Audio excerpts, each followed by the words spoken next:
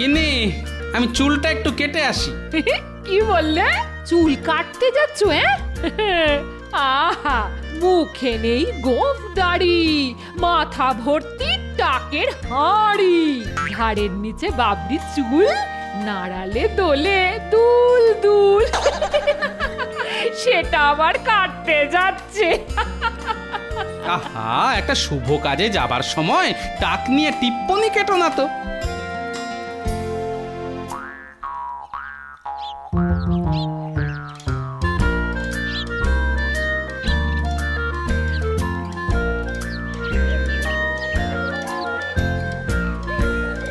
আরে গোপাল দাদা, কি মনে করে? এই কদিন ধরেই আসবো আসবো করছিলাম, দেখো না চুলটা না বড্ড বেড়ে গেছে গো, একটু কেটে দাও দেখি। যাই টক করে চুলটা কেটে আর গোঁফটা ছেটে আসি। কৈলাস, আমার চুলটা একটু কেটে দে দেখি। এই তো গোপাল দাদার হয়ে গেছে, এবার আপনারটা ধরবো। বাহ, চমৎকার হয়েছে। সত্যি তোমার হাতের কি গুণ গো, হ্যাঁ? বয়সটা যেন 10 বছর কমে গেল। তাহলে আসি ভাই।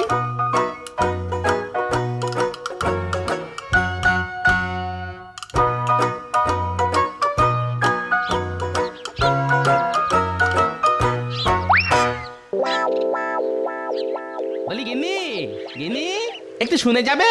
কি হয়েছে? যা বলবার তাড়াতাড়ি বলে ফেলো। কেন গো, কিসের এত তাড়া তোমার? বলি আমি ডাকলেই কি তোমার তাড়া লাগে? এমনি এমনি তো ডাকনি, নিশ্চয়ই কিছু মতলব আছে। সোজা কথা বলে দিচ্ছি, আমি এখন তোমার কোনো কাজ করতে পারবো না। হ্যাঁ, ভাত চাপিয়ে এসেছি। আহা গিন্নি, রাগ করছো কেন? আমি একটা ছোট্ট কাজের জন্যই তোমাকে ডেকেছি গিন্নি। কাজটা খুবই ছোট, সামান্য, তুচ্ছ। আচ্ছা ঠিক আছে ঠিক আছে, আমাকে বেশি বোঝাতে হবে না, আমি বুঝে গেছি তোমার থেকে আমার বুদ্ধি কিছু কম নয় গো। তাই নাকি? তা বলো শুনি, তুমি কি বুঝে গেছো? কেমন তোমার বুদ্ধি? তোমার হাতের ওই পুরনো নোংরা গামছাটা দেখে যে কেউ বুঝতে পারবে যে ওই গামছা তুমি সেলাই করে আবার ব্যবহার করার চিন্তা করছো। এটা পুরনো? এই তো বছর 3 আগে হাটবার থেকে কিনলাম, আরো বছর 3 হেসে খেলে চলে যাবে। শুধু একটু সেলাই করতে হবে, এই যা। তোমার লজ্জা করে না? এই এক গামছা 3 বছর ধরে ব্যবহার করে চলেছো। বলি কিপটে বুড়ো, আর কত কিপটেমি করবে? ছি ছি ছি ছি ছি ছি। হাই হাই গিন্নি, কি হবে গো? তুমি কি সত্যি চাও এই ছেঁড়া গামছা নিয়ে আমি রাজসভায় যাই আর সবাই আমায় ব্যঙ্গ করুক? না, সেটা চাই না বলেই কাল আমি তোমার জন্য নতুন গামছা কিনে এনেছি। এই নাও।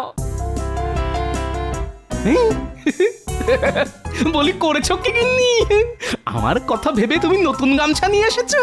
এই যে অভাবনীয়, আমি তো ভাবতেই পারছি না। মূলজা, এখন যাও, চান করে এসো, তোমার ভাত বাড়ছি, রাজসভায় যেতে হবে তো।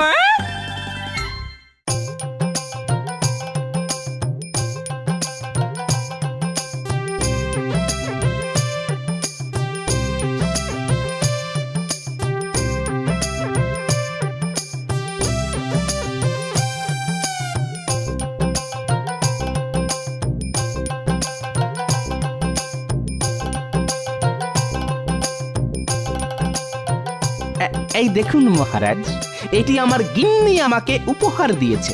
বাহ বাহ বাহ, চমৎকার গামছা গোপাল। তোমার গিন্নির নজর কিন্তু বেশ উঁচু দরের। ঠিক বলেছেন মহারাজ, এটি অত্যন্ত উন্নত মানের গামছা, এর কাপড়ও খুব ভালো। মহারাজ, সত্যি এর থেকে আর ভালো উদ্ভাবনীয় আবিষ্কার হয় না। কি সাংঘাতিক! অতি সুন্দর গামছা গিন্নি দিল গোপালকে। গোপাল বেজায় খুশি, দেখিয়ে বেড়ায় সকলকে। এত সুন্দর গামছা গোপালের প্রাপ্যই ছিল মহারাজ। গোপালের কুষ্টি ছক বলছে গোপাল আরো এমনই সুন্দর সুন্দর জিনিস পাবে ওর গিন্নির থেকে। সাধু সাধু। না হে গোপাল, তুমি ভাগ্যবান, তোমার তো গামছা জুটেছে। আমার ভাগ্যে তো কতদিন কিছুই জোটেনি। সারা জীবন শুধু সংসারের জেনে করে গেলাম, পেলাম না কিছুই। গোপাল, তোমার এত সুন্দর মন, এটাই আবার না খুব ভালো লাগে। তুমি আর তোমার গিন্নি নাতি নাতনিদের নিয়ে মহানন্দে থাকো, আর এটাই আমি সব সময় চেয়ে এসেছি। আপনার ভালোবাসায় আমি কৃতজ্ঞ মহারাজ। এটা কি হলো? গোপালকে নিয়ে মস্করা করার জায়গায় গোপাল এত প্রশংসা পেয়ে গেল, তা আবার মহারাজের মুখ থেকে। দাঁড়াও, আমিও কাল দেখাচ্ছি কি করে দারুণ প্রশংসা আদায় করে নিতে হয়। গোপাল কাল গামছা দেখালো, আর আমি এই ভীষণ সুন্দর রূপোতে মাথানো লাঠি মহারাজকে দেখিয়ে সবার প্রশংসা আদায় করে নেব। একা গোপাল খালি প্রশংসা পাবে, তা কি করে হয়?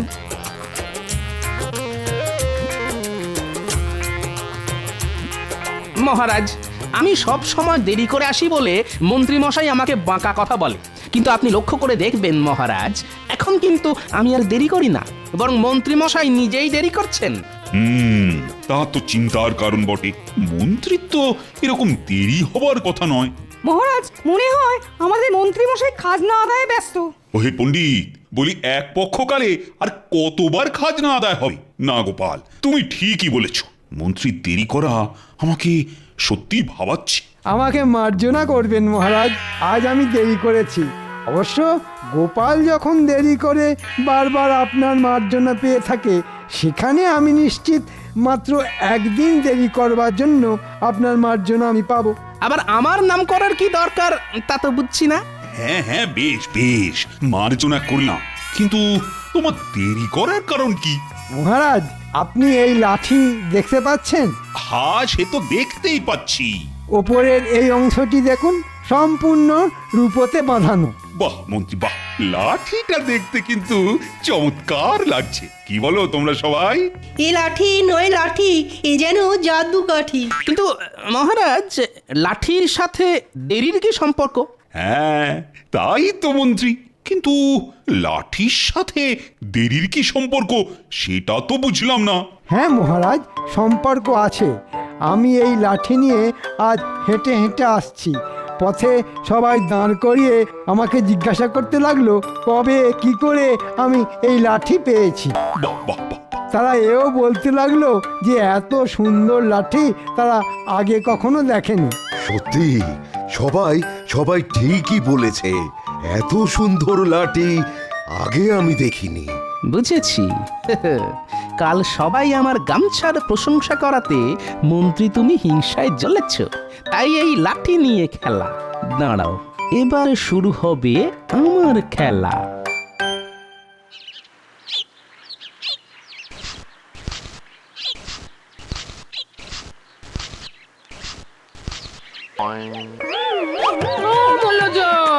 বলি কি ভীমরতি ধরলো?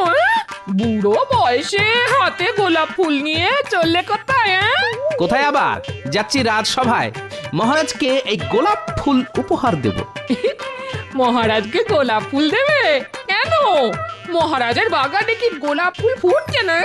নাকি তুমি আর ভাড়ামি করতে পারছো না বলে তোমাকে মালির কাজ দিয়েছে? আহা, তা কেন হবে গো? কি যে বলো, তোমার মাথাটা না একদম খারাপ হয়ে গেছে। কি জানি বাবু, তোমাকে আগে কখনো এরকম ফুল হাতে তো দেখিনি, তাই। আচ্ছা আচ্ছা আচ্ছা, কথা কাটাকাটি বন্ধ করো তো, এখন আর বক বক করার সময় নেই, আমি চললাম। মন্ত্রী, তুমি আজ জব্দ। আমি বেশ বুঝতে পারছি তুমি আমাকে হিংসা করছো, আর তাই একখানা লাঠি নিয়ে এসেছো। তুমি তো জানো না, একটা লাঠির থেকে ফুলের জোর অনেক বেশি।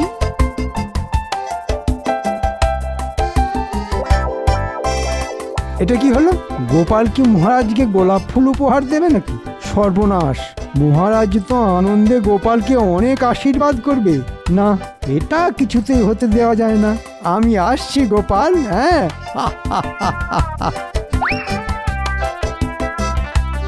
মহারাজ, এই গোলাপ ফুলটি আপনার জন্য। করেছো কি গোপাল? আহাহাহা, কি চমৎকার ফুল!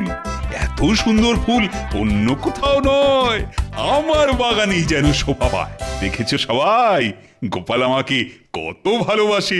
ঠিক বলেছেন মহারাজ, গোপালের আপনার প্রতি ভালোবাসার কোনো তুলনাই হয় না। আহা, আহা, এই সুগন্ধি গোলাপের গন্ধে মনটা একেবারে জুড়িয়ে গেল। আর আমার আস্ত টব শুদ্ধ গোলাপ গাছের গন্ধে আপনার প্রাণ জুড়িয়ে যাবে মহারাজ। হ্যাঁ, গোলাপ গাছের কোনো গন্ধ হয় না মন্ত্রী মশাই, গন্ধটি আসে ফুল থেকে। ঠিক গোপাল ঠিক। দেখুন মহারাজ, এই গাছে কত গোলাপ ফুটে রয়েছে, এতে গোপালের ওই গোলাপ ফুলের থেকে গন্ধ আরো বেশি। আপনার জন্য এনেছি মহারাজ। বেশ মন্ত্রী বেশ, তুমি দেখছি আমাকে খুব ভালোবাসো, গোপালের থেকেও বেশি ভালোবাসো, আমি বেশ বুঝতে পারছি। কি ভয়ঙ্কর হিংসা! ও নিশ্চয়ই আমাকে পথে গোলাপ ফুল হাতে হাঁটতে দেখেছিল। ঠিক আছে,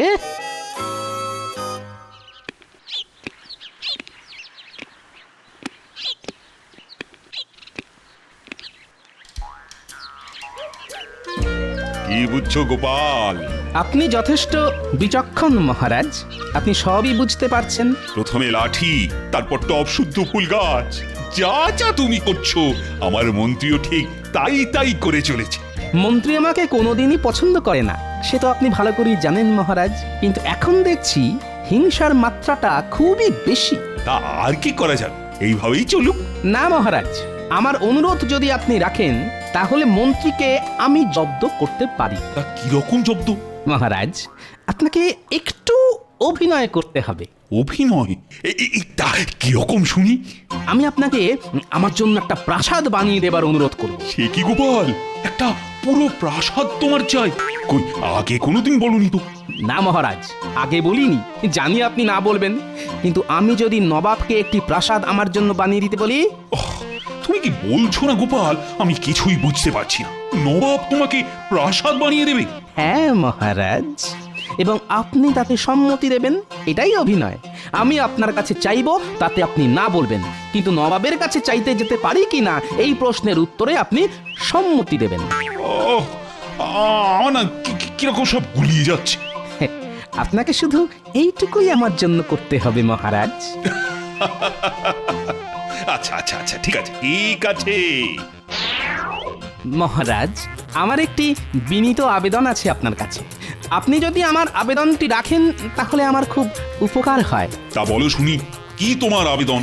মহারাজ, আমি একটি প্রাসাদ বানাবার আবেদন রাখছি আপনার কাছে। ওই একচালা মাটির বাড়িতে থাকতে আর মন চায় না মহারাজ। অসম্ভব গোপাল, তোমার এই আবেদন আমার পক্ষে রাখা সম্ভব হচ্ছে না। গোপালের মাথায় সম্ভবত কোনো রোগ হয়েছে মহারাজ। গোপালের এখন কি মহারাজের মতন প্রাসাদে থাকবার শখ হয়েছে? আমার খুব প্রয়োজন, তাই আমি আবেদন করেছি। কিন্তু গোপাল, তোমার কুষ্ঠিতে প্রাসাদে থাকা নেই যে। ওহে গোপাল, এ হলো ওই মনের অসুখ, আমার কাছে এর পাচন আছে।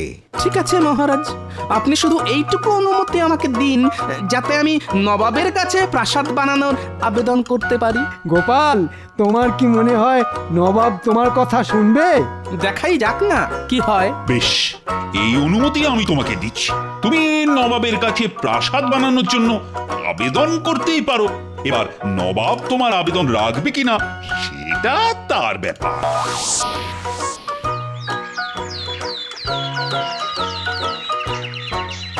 চললাম গিন্নি, একটু দেখে শুনে থেকো কদিন। চললে মানে কোথায় যাচ্ছ?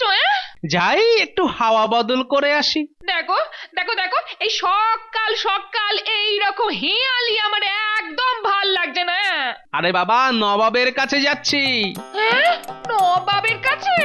মানে সেই মুর্শিদাবাদ? নবাবকে একটি প্রাসাদ আমার জন্য বানিয়ে দিতে বলি। বলি তোমার মাথাটা কি একদম খারাপ হয়ে গেল গো? এবার নবাব যখন ক্যাক করে ধরবে না তখন বুঝবে কে যে কাকে ধরবে সেটা ঠিক সময়ে জানতে পারবে।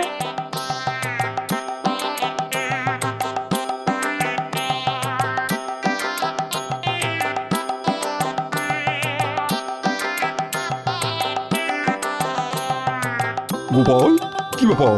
এরকম আচমকা তোমার আগমন তো আগে ঘটেনি।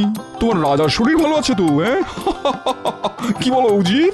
আগে হ্যাঁ জাহাপনা, গোপাল নিশ্চয়ই কোনো আবেদন নিয়ে এসেছে। আবেদন কিরকম শুনি গোপাল, বলো দেখি। হ্যাঁ নবাব বাহাদুর, আমার আবেদন হলো আপনি আমাকে একটা প্রাসাদ বানিয়ে দেবেন, আমি সেখানে থাকবো। গোপালের ইচ্ছে হয়েছে প্রাসাদে থাকবে, বাহ, শক্ত মন্দ নয়। তা কৃষ্ণচন্দ্র তোমাকে অনুমতি দিয়েছে গোপাল?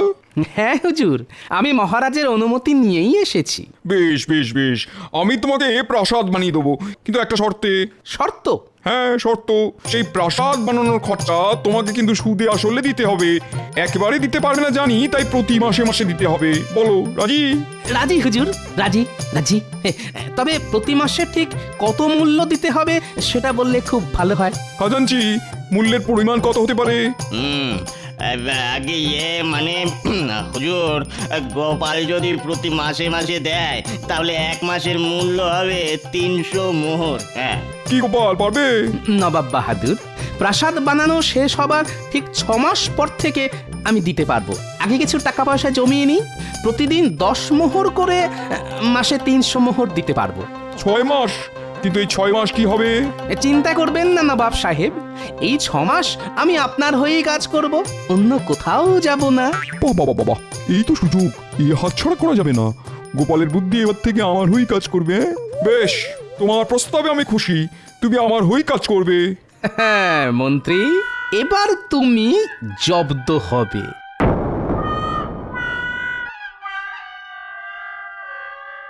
মহারাজ, অনেক দিন হয়ে গেল গোপাল রাজসভায় আসেনি।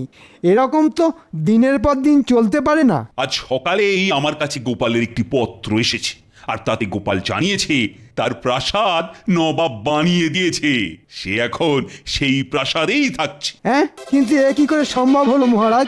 একজন লোক রাজসভার কোনো কাজ না করে প্রাসাদে বসে আছে।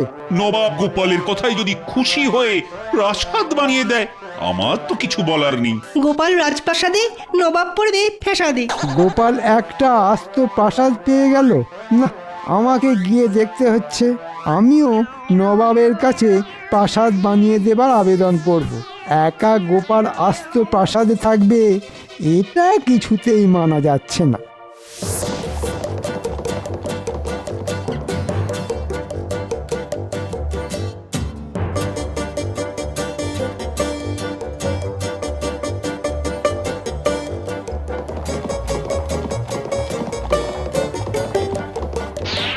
চমৎকার, আরাম করে বসে আছো। কি মনে হচ্ছে নিজেকে মহারাজ? মন্ত্রী মশাই যে, না আমি মহারাজ হতে যাব কেন, আমি তো গোপাল, গোপাল ভাঁড়। রাজসভায় না এসে এখানে প্রাসাদে বসবাস করা হচ্ছে, তা কিভাবে এলো এই প্রাসাদ শুনি? কিভাবে এলো সে তো অনেক কথা, তবে এটুকুই বলতে পারি সবই নবাবের করুণা। আমি এখন নবাবের সভা অলঙ্কৃত করছি। ঠিক আছে, তাহলে আমি চললাম নবাবের কাছে।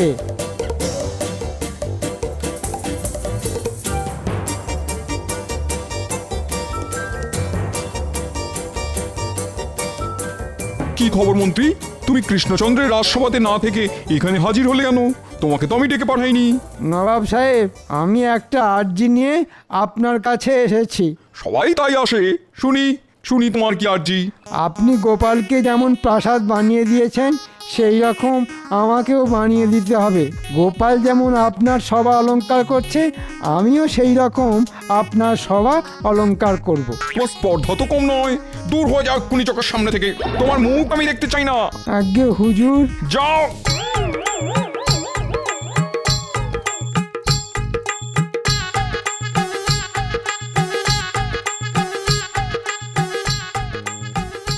কি মন্ত্রী মশাই, নবাব আপনাকে প্রাসাদ দিল না?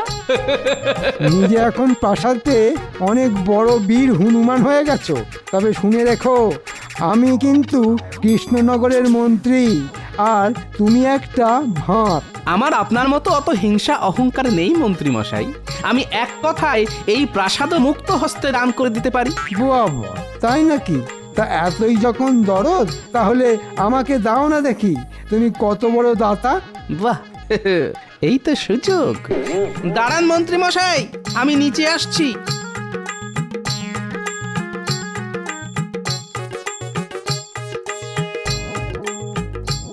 আজ থেকে এই বাড়ি আপনার, আর বাড়ির সমস্ত দায় দায়িত্ব দেনা পাওনা খরচাপাতি সবকিছুর ভারও আপনাকেই নিতে হবে।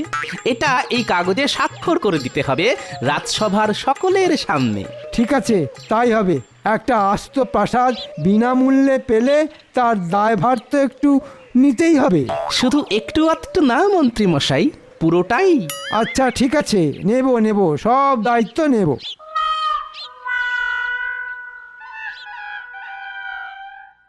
তাহলে মহারাজ, আজ থেকে গোপালের প্রাসাদ আমার হয়ে গেল। হ্যাঁ, সে তো হলোই। তার সাথে ওই প্রাসাদের সব দায়ভার খরচপাতি সবই আপনার। এই প্রাসাদ এখন আমার।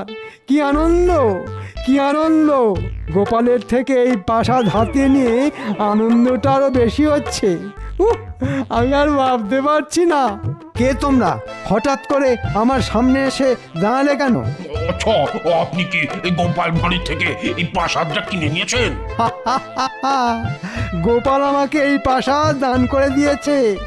আমি এখন এই প্রাসাদের সর্বেসর্বা, বুঝলে? তাহলে তোমাকেই টাকা দিতে হবে। মানে কিসের টাকা? এই যে শুনুন, পুরো 1 মাস কেটে গেছে।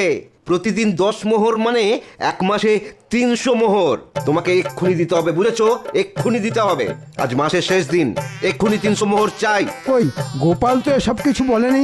আপনি চুক্তিপত্র স্বাক্ষর করেছেন। এই বাড়ির সমস্ত দায়ভার পাওনার দায়িত্ব আপনার, তাই টাকা আপনাকে দিতেই হবে, দিতেই হবে। আমি কোথা থেকে দেব? আমার মাইনেই তো 100 মোহর। আমি এসব দিতে পারবো না। পারবি না বলছি? একে কি করা যায় বলতো? কি আবার? কি আবার? নবাবের কাছে নিয়ে যেতে হবে, সেখানে বিচার হবে। পাওনা না মেটালে ওই কারাদণ্ড হবে। ওরে বাবা গো, ও বাবা গো, আমার সর্বনাশ, আমার সর্বনাশ কি হলো গো? আমি গোপালের প্রাসাদ নিয়ে কি ফ্যাসাদে পড়লাম গো? আমি গোপালের প্রাসাদ নিয়ে কি বললাম গো?